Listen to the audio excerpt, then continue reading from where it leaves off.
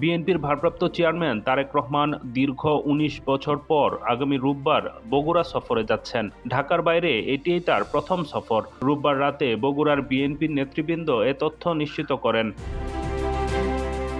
দলীয় সূত্র জানায়, আগামী ১১ জানুয়ারি তারেক রহমান বগুড়ায় পৌঁছে রাত যাপন করবেন।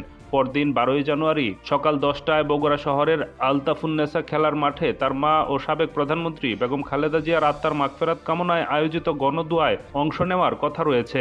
এরপর তিনি রংপুরের উদ্দেশ্যে রওনা হবেন। সদর উপজেলা বিএনপির সভাপতি মাফতুন আহমেদ খান রুবেল জানান, ১২ জানুয়ারি সকালে গণদোয়া শেষে তারেক রহমান শহরের ৭ মাথা, ৩ মাথা ও মাটিঢালি হয়ে মহাস্থানে একটি মাজার জিয়ারতের কথা রয়েছে। পরে রংপুরে তিনি জুলাইয়ের শহীদ আবু সাঈদের কবর জিয়ারত করবেন।